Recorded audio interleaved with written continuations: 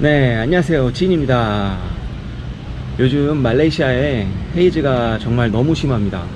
지난 2019년 8월 9일에 말레이시아에 들어온 이후로 한 달여 동안 맑은 하늘을 본 게 며칠 안 되는 것 같아요. 이렇게 매일 뿌여니까 기분까지 우울해지는 것 같네요.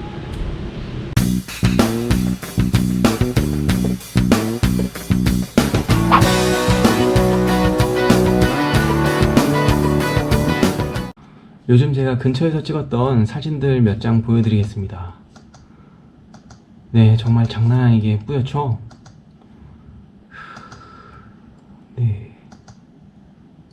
네. 그리고 이 사진은 지난 5월에 말레이시아에서 제가 찍은 사진인데요. 그때는 한 일주일 동안 머무는 동안 매일 하늘이 이랬거든요. 이게 말레이시아의 하늘인데 말이죠. 어차피 헤이즈는 요 기간만 지나면 없어지는 거니까 좀 우울하긴 하지만 잘 견뎌보기로 하고요. 근래에 발견한 헤이즈에 관련된 재밌는 자료들이 있어서 그거나 한번 공부해 보도록 하죠. 얼마 전에 지인분과 요즘 헤이즈 현상에 대해서 이야기를 하다가 지나가는 얘기로 헤이즈와 엘니뇨 현상이 관련이 깊다는 얘기를 하시더라고요. 엘니뇨 현상은 학교 다닐 때 공부했던 기억이 가물가물하긴 한데 헤이즈랑 무슨 연관이 있을까 궁금해지더라고요. 네, 그럼 먼저 엘니뇨 현상이 뭔지 알아야겠죠? 네, 엘니뇨 현상은 적도 지역의 중앙하고 동부 태평양의 해수면 온도가 평년보다 0.5도씨 이상 높은 현상이 6개월 이상 지속되었을 때 엘니뇨라고 정의해야 한다고 합니다. 네, 그럼 엘니뇨가 발생하면 무슨 일이 생기나 알아봐야겠죠? 네, 엘니뇨 피해는 50년부터 13회가 발생했고 특히 홍수나 가뭄을 야기한다고 하네요. 네, 이런 일들이 여러 나라들에 걸쳐서 있었고요. 1998년에는 슈퍼 엘니뇨라고 불렸었는데요. 그때는 인도와 오스트리아 동부 지역에 가뭄이 있고 인도에서는 폭염으로 해서 2,500명이나 목숨을 잃고 우리나라에도 영향이 있었다고 합니다. 네, 그리고 다우 지역은 소우 지역은 다우 지역으로 바뀐다던가 태풍 발생 지역이 적도 중앙으로 옮겨지고 더 강력해진다던가 인도네시아에서는 바람 방향은 주로 바다에서 육지 방향으로 불기 때문에 많은 비가 내리지만 엘니뇨 기간에는 육지에서 바다 방향으로 불어서 인도네시아 날씨가 건조해져서 큰 산불이 일어나기도 한다 라고 되어 있네요. 네, 아시다시피 헤이즈라는 게 인도네시아에서 발생한 산불 때문에 일어나는 현상이잖아요. 그러니까 관련이 있겠다 싶은 생각이 드네요. 네, 요 글은 대단한 지구여행이라는 책의 5장의 한 챕터의 내용을 참조했습니다. 네, 그래서 관련된 자료들을 찾다가 재밌는 논문을 하나 발견했어요. 논문 제목이 Impact of Regional Haze Towards Air Quality in Malaysia 라는 제목이네요. 그러니까 지역적인 헤이즈가 말레이시아 공기 대기질에 미치는 영향에 관한 그런 보고서네요. 그리고 요 논문은 2018년에 발표됐지만 2017년에 쓰여진 논문이고요. 네, 앞에 굉장히 복잡한 얘기들이 많이 나오는데요.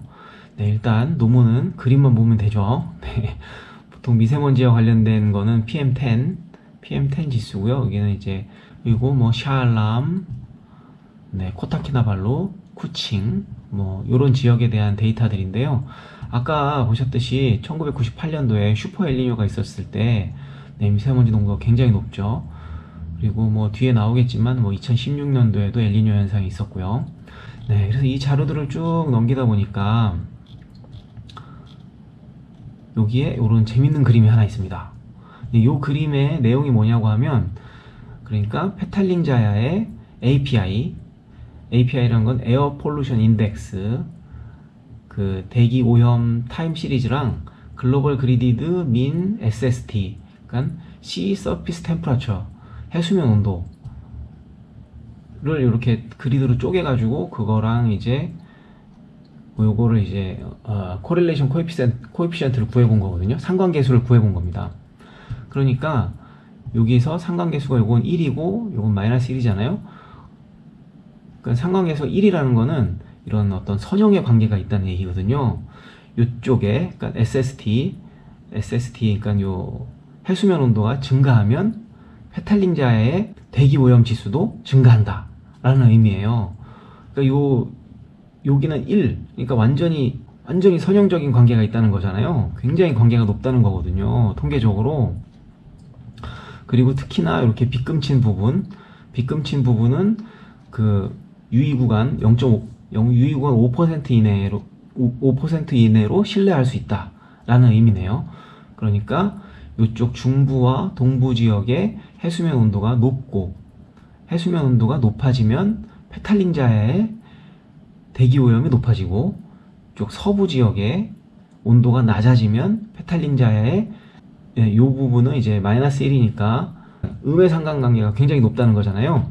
이쪽은 해수면 온도가 낮을수록 페탈링자의 대기 오염이 높아진다, 이런 의미네요. 그러니까 아까 엘니뇨 현상, 중부와 동부의 적도 지역 해수면 온도가 높아진 기간이 6개월 이상 되면 엘니뇨 현상이라고 했잖아요. 그러니까 엘니뇨 현상이 발생하면 페탈링자의 대기 오염이 높아진다, 그런 의미네요. 굉장히 재밌는 그림을 발견했어요. 네, 그래서 쭉 계속 읽어보면 대부분 자료들을 보면 이런 엘니뇨 구간에 이 자료는 PM10의 1996년부터 2015년까지 평균 자료인데, 요 네모 박스는 엘니뇨 구간이라고 하네요. 네, 그러니까 엘니뇨 현상과 뭐 이런 헤이즈 현상이 뭐 어떤 정도 이상의 상관관계가 있는 것으로 보여집니다. 그렇다면 지금 2019년은 엘니뇨이냐, 엘니뇨 현상이 벌어지고 있는 것이냐, 그걸 알아봐야 되겠죠. 네, 그래서 우리 기상청에 가보니까 요 해수면 온도를 모니터링해서 알려주고 있더라고요. 그래서 지금 2019년 지금 현재 요건 8월 23일에 발표된 거네요. 그리고 뭐 엘니뇨 라니냐 전망은 매월 23일에 발표되나 봅니다.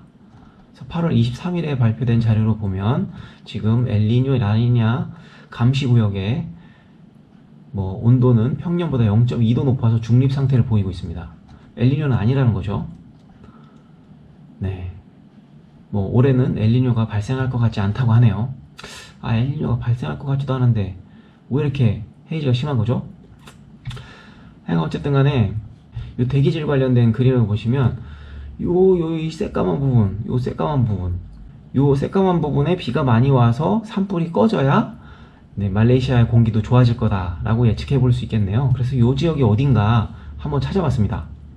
이 지역을 대충 보면은 뭐 여기 큰 도시가 팔렘방, 그리고 페칸바로, 잠비 뭐 이런 데가 보이네요. 그래서 여기에 그 강수량에 대한 정보를 한번 찾아봤어요. 네, 그래서 페칸바로의 레인폴, 평균 레인폴을 보면 8월, 9월도 꽤 이게 높은데 뭐 그러네요. 하여간 페칸바로는 그렇고, 팔렘방을 보면 팔렘방은 9월까지는 굉장히 낮고 10월부터 굉장히 뭐 평균 강수량이 높아지네요. 이걸로 봤을 때는 왠지 10월이 되면 굉장히 좋아질 것 같네요. 하지만 9월까지는 희망이 없네요. 대부분의 헤이즈 관련된 기사들을 봐도 9월 말까지는 헤이즈가 좀 이어질 거라는 예측들이 많이 있더라고요. 그런데 뭐 요런 강수량 자료를 찾다 보니까 좀 재밌는 걸 발견했어요. 이건 다른 사이트에서 보여지는 그 레인폴 앤 레인데이스 자료인데, 이게 페칸바로거든요.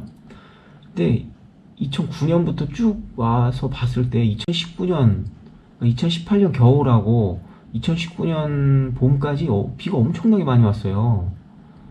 지금은 뭐 물론 굉장히 강수량이 적은 상태죠. 그리고 팔렘방도 보면 이거 왜 이렇게 됐냐. 팔렘방도 똑같은 시계열로 한번 열어보면 2009년부터 보면 2019년에 비가 엄청나게 많이 왔어요. 요 2019년 초에 비가 엄청나게 많이 오고 지금은 굉장히 비가 안 오는 상태죠. 이 현상도 지금 현재 헤이즈랑 무슨 관련이 있는지 좀 궁금하긴 하네요. 혹시, 네, 저도 뭐 자료를 좀 찾아보긴 하겠지만, 저희 구독자님들 중에, 네, 이런 지구과학의 전문가 분이 계시면, 제가 아주 궁금해 죽겠어요. 요때 비가 왜 이렇게 많이 왔는지 댓글로 좀 알려주셨으면 감사드리겠습니다. 네, 오늘 영상은 여기까지고요. 요약해보자면, 첫째, 말레이시아의 헤이즈와 엘니뇨는 깊은 상관관계가 있다. 2번, 하지만 지금은 엘니뇨도 아닌데 헤이즈가 아주 심하다. 3번, 인도네시아에 많은 비가 내려서 산불이 꺼지기 전까지는 대기질이 좋아지길 기대하기 어렵다.